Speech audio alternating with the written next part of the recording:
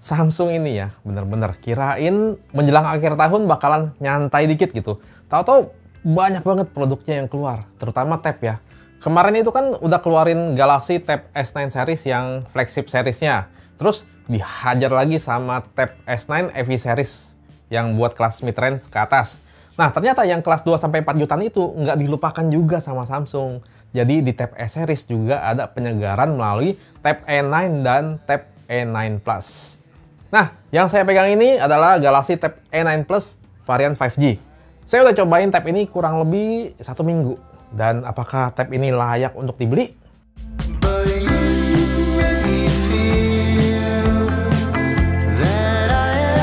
Pertama nih, untuk urusan desain, Tab E9 Plus ini kalau saya pegang sih kelihatannya pakai bahan aluminium. Tapi memang nggak semewah di Tab S9 series. Kalau di Tab S9 itu full aluminium. Kalau ini sekitar 80% dari bodinya aja. Jadi batasnya ada di garis ini. Nah, ada sebagian kecil yang pakai plastik. Plus frame sampingnya juga plastik. Overall sih desainnya udah lumayan banget lah. Nah, gimana dengan layarnya nih bagian depan ya? Secara desain udah standar desain Tab pada umumnya. Bezelnya ini lumayan lah termasuk standar. Kalau dibandingin sama Tab S9 FE juga masih sangat mirip. Memang lebih tebal tapi bedanya tipis banget. Nggak terlalu kelihatan. Yang pasti pas buat menopang jempol kita pas megang Tab ini. Tab E9 Plus ini tebakan saya sih pakai panel antara PLS atau IPS. Kemungkinan besar PLS ya. Tapi keduanya ini kurang lebih sama lah. Resolusinya Full HD dan yang penting itu Samsung udah kasih refresh rate 90 Hz di tablet ini. Jadi udah kerasa lumayan smooth pas kita operasikan tablet ini. Scrolling juga udah enak ya. Warna layarnya kalau saya lihat sih lumayan bagus ya. Seingat saya warnanya kurang lebih mirip sama Tab S6 Lite yang dulu, yang harganya 6 jutaan. Color gamutnya harusnya udah di kisaran 100% sRGB. Udah lumayan banget, tapi memang belum DCI P3. Jadi belum se-vivid kayak Tab S9 series, tapi ya udah oke lah. Kalau laptop harga segini belum tentu dapat yang lebih dari 80% sRGB. Terus viewing angle-nya juga udah bagus, nggak kayak panel PLS yang di harga 1 jutaan. Grade panel PLS-nya ini udah lumayan bagus lah. Kalau untuk biometrik, Tab ini nggak punya fingerprint sensor ya, tapi kita masih bisa ngandelin face unlock.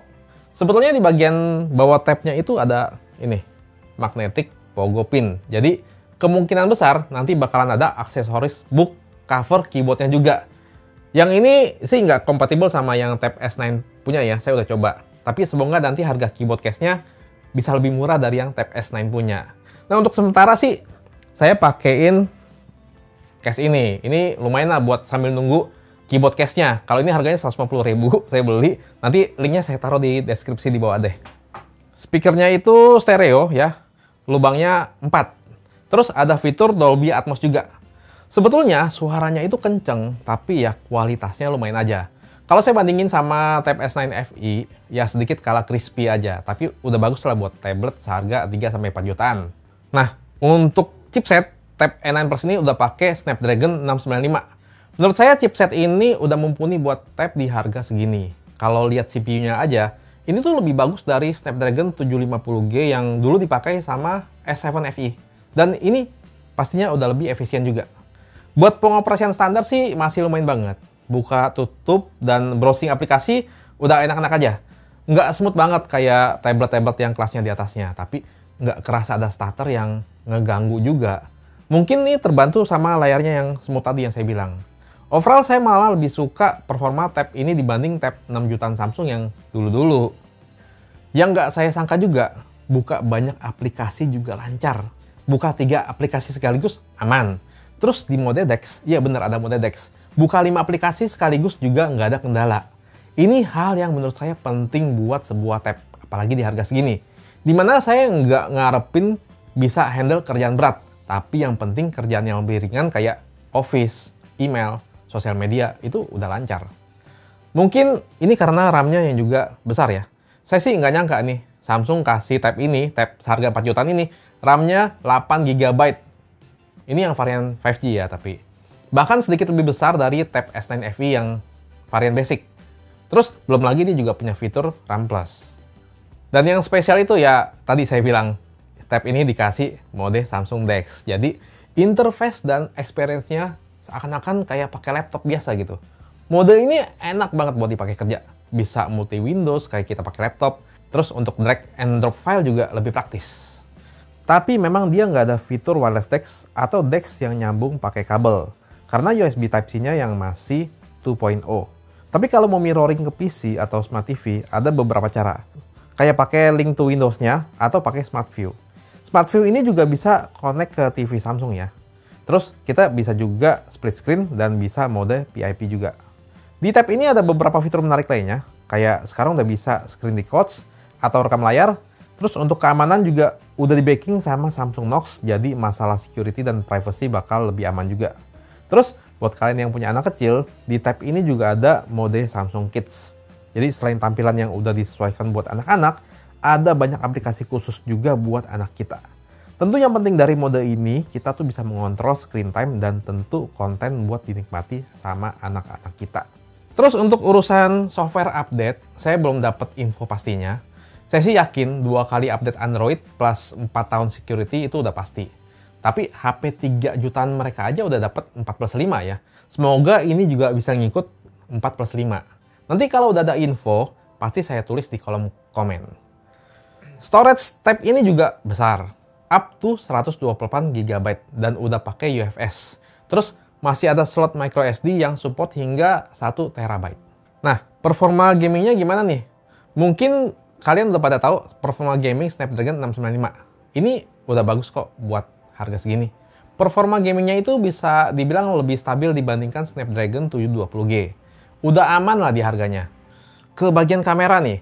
Tab ini punya kamera belakang beresolusi 8 MP dan depannya ini 5 MP. Ya, hasil fotonya kameranya standar aja lah, tapi not bad lah buat tab di harga segini. Dia ada mode portrait juga ya, dan perekaman videonya bisa hingga Full HD 30 fps. Untuk perekaman video dari Samsung Galaxy Tab A9 Plus 5G. Ya, ini kondisi saya di dalam ruangan, ini jendela ya. Ada cahaya di luar, ini juga ada jendela ya, dan bisa kalian lihat sendiri kualitas video dan kualitas audionya seperti ini. Kapasitas baterai tab ini 7040 mAh, ya lumayan lah, yang penting bisa awet karena chipsetnya juga efisien. Kalau untuk charging, pas saya cek ini support adaptif fast charging 15 watt, belum 25 watt sayangnya. Buat device dengan baterai sebesar ini, saya sih ngarepnya bisa lebih cepat lagi. Soalnya HP-HP Samsung 1,5 juta yang terbaru aja udah support 25 watt. Sedikit disayangkan aja. Oke, jadi kesimpulannya gimana nih si Tab A9 Plus 5G ini? Jadi di sini Samsung terlihat mau mengakomodir berbagai macam kebutuhan kita akan sebuah tablet. Nah, di Tab A9 Plus 5G ini Samsung berusaha menghadirkan sebuah tab yang cukup untuk melakukan pekerjaan basic, untuk sekolah, untuk multimedia, bahkan untuk office yang basic. Samsung pun sepertinya mengakomodir buat kalian yang misalnya cari tab Samsung tapi nggak butuh S Pen-nya. Sehingga budgetnya ini bisa dipangkas. Kalau di atasnya kan dapat S Pen, nah ini lebih murah, nggak dapat S Pen. Sisa uangnya bisa kalian beli keyboard case buat kerja.